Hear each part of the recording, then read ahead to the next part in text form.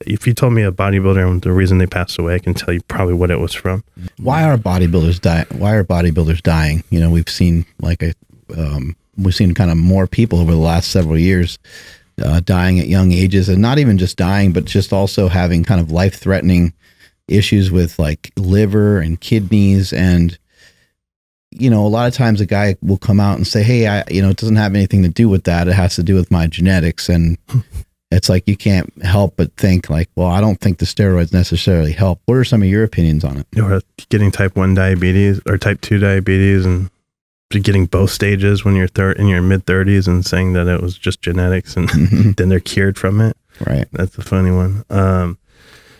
I mean, it's the lifestyle. It is what we take, and it's what we're doing. If you look at why our liver enzymes even elevated in the first place, everything we take is going to increase them. Your kidneys under stress, blood pressure, protein, amino acid, training, everything that bodybuilders do, and what you just named, we're creating that.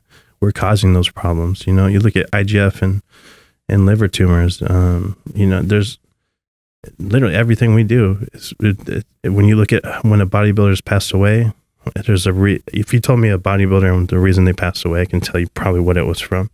Hey guys, you like cereal. I like cereal.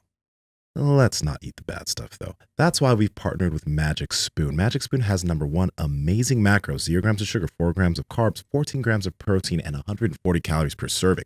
You're not getting all the icky sugar that you get from normal cereal. Magic Spoon is the way to go. That's why we love it, and it fits our diet. Andrew, how can people get it? Absolutely. You guys got to head over to magicspoon.com/powerproject. You guys will see the variety pack. That's 4 different flavors, and it's really an awesome way to kind of dip your toe into this cereal bowl. So that way you guys can figure out which flavor you like the most. And when you go there, you're actually going to receive $5 off that variety pack. Again, magicspoon.com/powerproject. Links to them down in the description. Let's get back to the video. And so it's like every single one is from whatever we're doing, whether it's a drug or a lifestyle choice, the combination of them, the food, the nutrition. But yeah, it's the lifestyle, really. The drugs, the food, it all adds up. Everything adds up.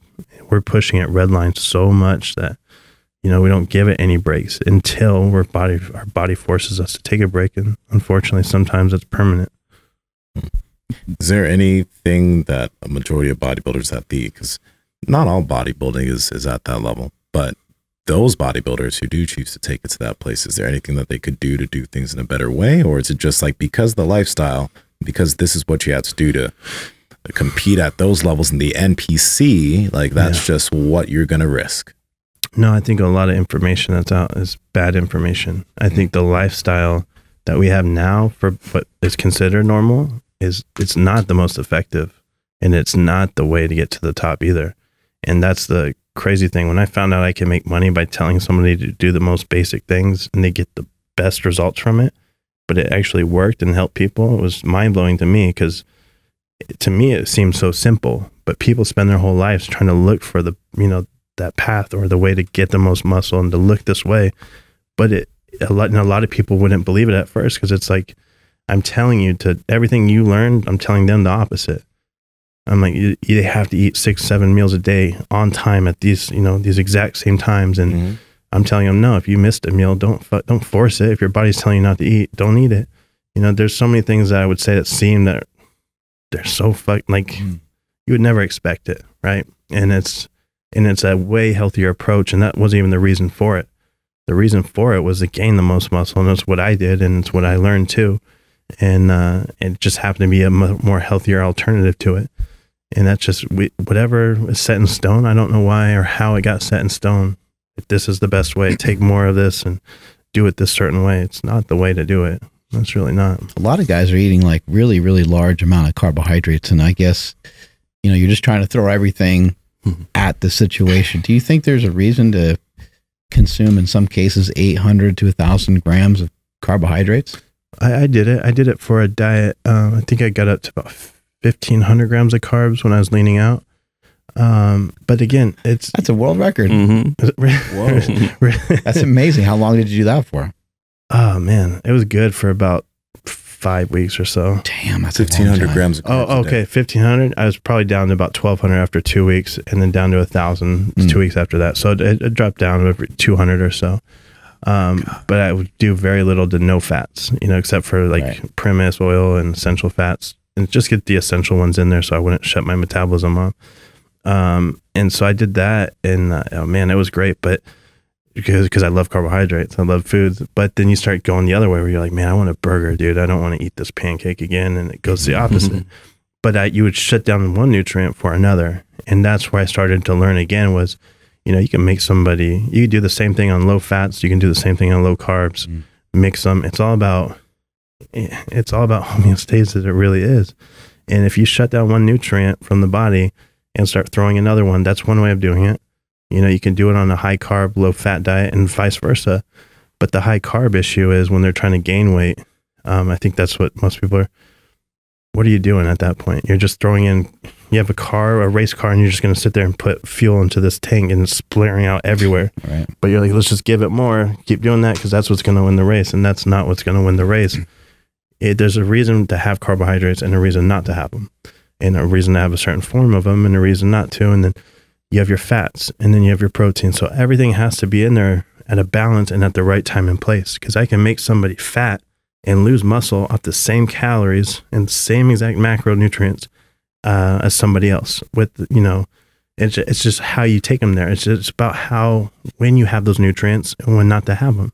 I'm not going to have all my fats and stuff or carbohydrates before bed and do all my training first thing in the morning. I am going to take advantage of that window of time and opportunity to get those.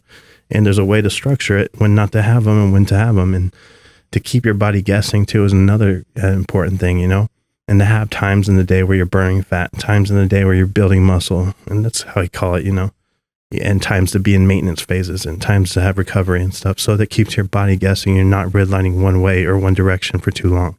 Because as soon as you do that, you just put an alarm clock on to when your effects are going to stop, benefits. Earlier, a second ago, we're talking about like bodybuilders passing away and stuff.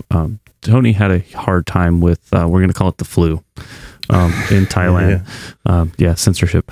But are bodybuilders and Tony and guys like that are taking different compounds, are they compromising their immune system with these compounds? Or is it, again, just the lifestyle? Is it just the fact that being bigger makes it harder to breathe? Being bigger is a big thing, especially because the main effects that he was having, a lot of people are having, are respiration and breathing.